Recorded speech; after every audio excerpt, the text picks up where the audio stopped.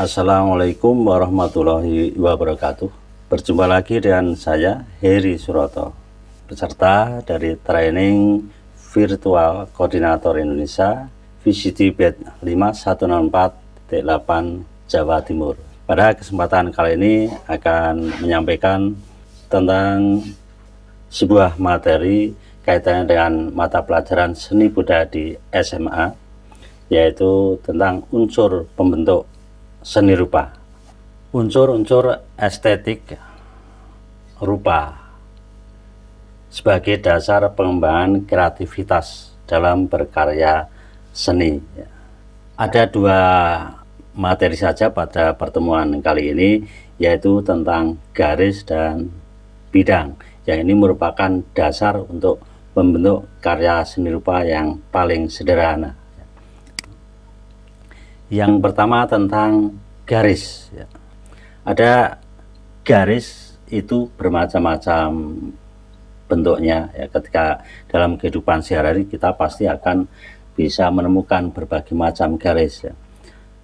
Garis adalah dasar dari semua gambar dan produk. Pada contoh di samping, garis yang digunakan untuk membuat berbagai efek dan variasi. Contoh paling atas ini efeknya dengan satu garis yang berkelok-kelok, patah-patah ya. Jadi pasti akan menimbulkan efek seolah-olah datar dan berlubang ya. Kemudian efek memutar, juga efek bergelombang ya. Dengan garis miring juga akan menimbulkan efek-efek yang lain, apalagi ketika dipadukan dengan irama. Ada yang garis yang berhimpit, kemudian ada juga garis yang semakin lama semakin lebar. Ketika garis dibuat memutar, ini pasti akan menimbulkan efek memusat.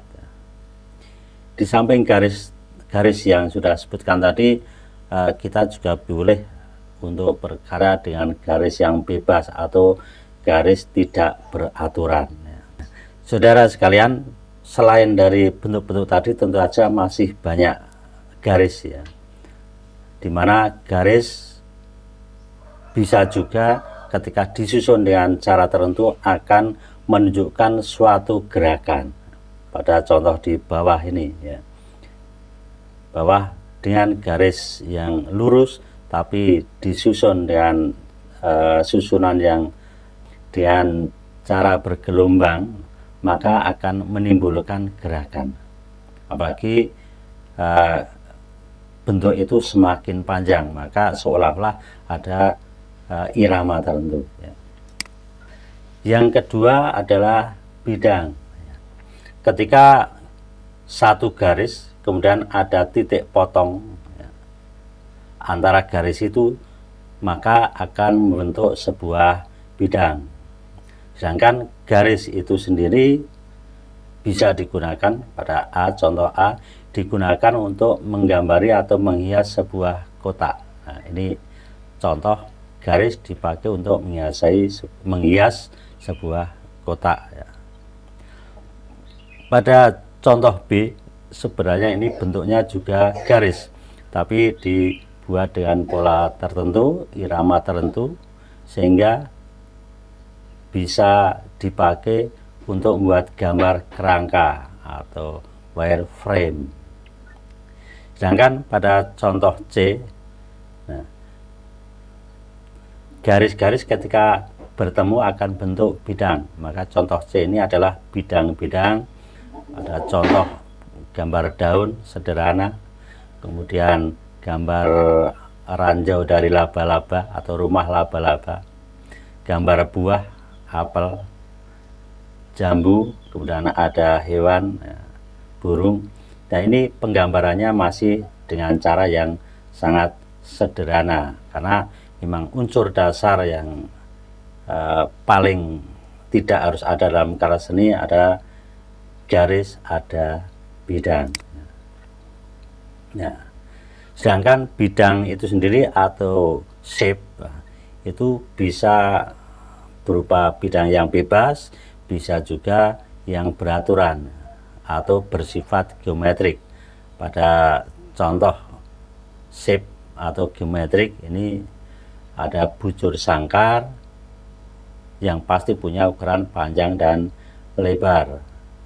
Kemudian ada segitiga, ada lingkaran, ada segi enam, berbagai macam segi yang lain. Nah, ada segi bebas juga boleh.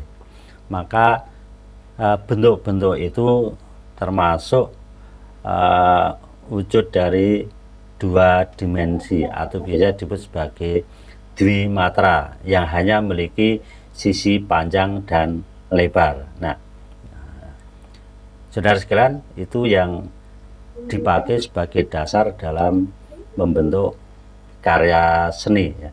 Dengan titik, dengan garis, dengan bidang itu pun sudah bisa menghasilkan karya seni ya. Nah, itulah yang saya jelaskan pada kesempatan kali ini, masih berupa dasar tentang garis dan bidang secara khusus, secara sederhana.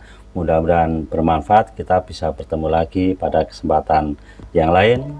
Terima kasih. Assalamualaikum warahmatullahi wabarakatuh.